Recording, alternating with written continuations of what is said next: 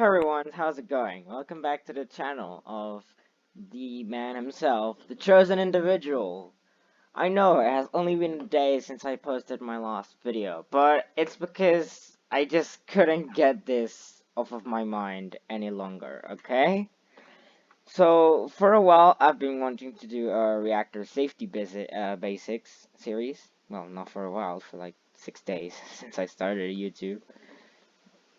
And I was keen on doing it, but I kept on procrastinating. I was telling myself, one more video, one more video, one more video, one more video, other stuff, school, things like that. And I was like, I'm never gonna end up doing it. So I started taking some measures.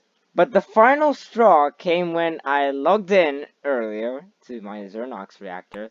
You know that I was planning to do a zirnox fuel recycling guide, and it exploded for no reason. I do not know why. I do not know how. I do not know what happened to that reactor. And so I was like, all right, if the game wants to be like this, here, have it, take it. I'm taking the L, but you ain't getting me again, game, okay? You ain't getting me again with your weird nonsense. So welcome to part 1 of the Reactor Safety Basics video. I finally figured out how to add chapters in the video, hopefully, so I'll add that now. So, let's get into the basics of reactor safety. There are a couple ways to prevent reactor meltdowns, such as, well, the zirnox reactor exploding, like I just mentioned, the RBMK reactor, I think it was the dark fusion core reactor, the normal nuclear reactor, things like that. So today we're gonna go over the very, very, very, very basics of, you know, good reactor safety and design. So let's start with the first one, and I'm positive you can already guess what it is from this huge containment building. Bam! It's on the blast door. And in here we have a zirnox reactor. It's not running. I just kind of put it in as a model. And as you can see, this is step 1 of reactor safety. Always have somewhere to contain your reactor. Do not have it out in the open, because if it does ever explode, well, the radiation and the hot debris spraying everywhere probably isn't going to be very fun. So as you can see, this is a proper, in my opinion, reactor setup. We have the reactor itself. We have enough space to be able to connect ducts to it or wherever you want. Obviously, you will need to make a change depending on the type of reactor. Even better if you build it underground and make some sort of seal, so that the the radiation won't escape. And as you can see, especially here, I've made the top of that containment vessel way higher. So hopefully, in theory, and I've made it double layered, of course. So in theory, if the reactor ever explodes, this will contain the radiation. Now another thing that is really, really important to have in your reactor setup, basically just for convenience, although for safety as well, is a spent fuel pool. Now what this is basically will cool down hot nuclear waste that you produce in your reactor.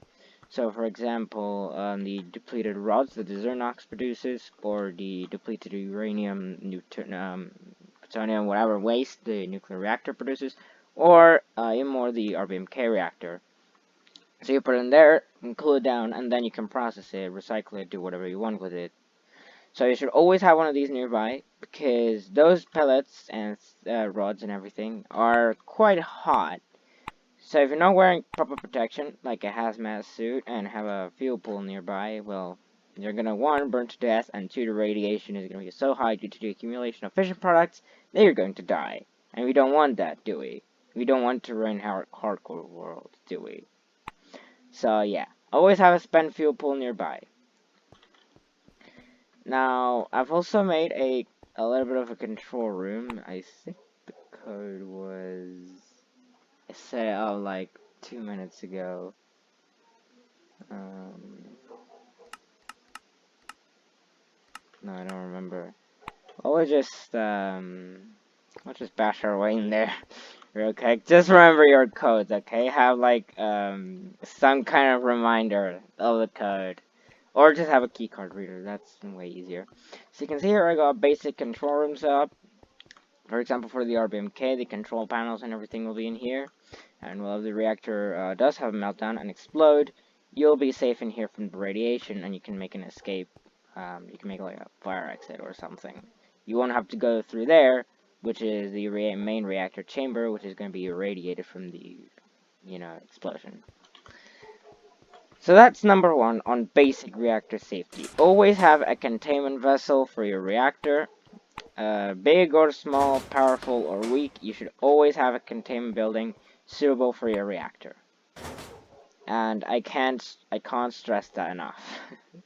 So now let's look at the second aspect of reactor safety that is really, really important. And it's for reactors like the RBMK, especially the RBMK and the zirnox. Well, fission reactors in short, okay? And it's having copious amounts of water. Having enough water supply to be able to draw heat from your reactor, and not only one, produce power, but also to prevent it from melting, is really, really important. So, unless you got a way to get copious amounts of water, like having infinite water tanks, or I don't know, loads of these tanks with heavy infinite water tanks in them. Depending on the size of type of your reactor, it will consume more and more water. So be very, very careful. If your reactor at any point runs out of water, it will start a catastrophic thermal runaway reaction, and boom. So yeah, make sure you never ever run out of water. Always have a water supply nearby. And well, yeah, that's kind of the point. Have water, guys, okay? Water is not only for staying hydrated, it's also to prevent nuclear fallout. Okay, now let's go into the third aspect, and it's using proper fuels. Now, this is the thing that a lot of people have trouble with, including myself. Now, you see, depending on the type of reactor you use, would it be the zirnox, would it be the Watts plant, would it be the RBMK, would it be the normal nuclear reactor, it doesn't matter. You always need to keep in mind what type of fuel you're using. Because some types of fuel, like scorbidium, or, for example, RBMK fuels that are self-igniting, or have a dangerous flux function. Well, they are going to be especially reactive and especially dangerous to work with, because that increases the chance of a reactor meltdown. So you see, always choose your fuel type according to your resources. Don't pick highly enriched scorbidium if you don't have the water or resources to contain it. You know what I mean? Like, yeah, you know what I mean. Like, basically, don't let the fuel get out of control. Always keep it cool, and if you ever need to, don't be afraid to shut down the reactor and change your setup. And now we go into the fourth and final aspect of reactor safety, kind of, it's just kind of a general service announcement, okay? Public service announcement, there it is.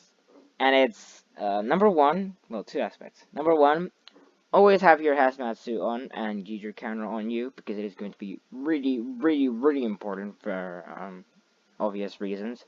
If you're not protected from the radiation and other elements, well, that's obviously not going to be very good. You're going to get radiation poisoning, and you're most likely going to die. Lose all your stuff.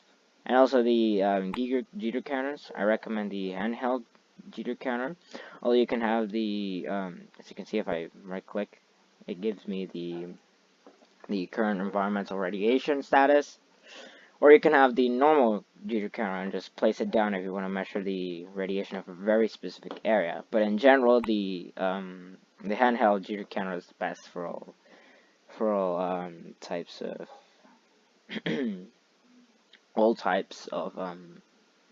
all types of operations. And the second final aspect is always keep your reactors chunk loaded. Now, I am using a mod that's called ChickenChunks.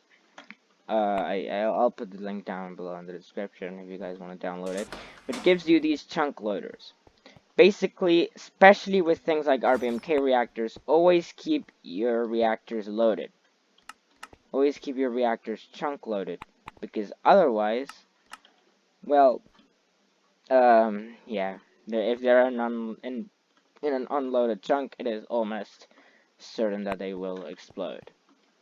So yeah, make sure they are never unloaded, and to keep them loaded, for example, with a mod or I don't know, a normal vanilla chunk loader, whatever you choose to use, it is very important to always keep your reactors chunk loaded. Oh, and also have proper containment procedures for meltdowns or radiation spills.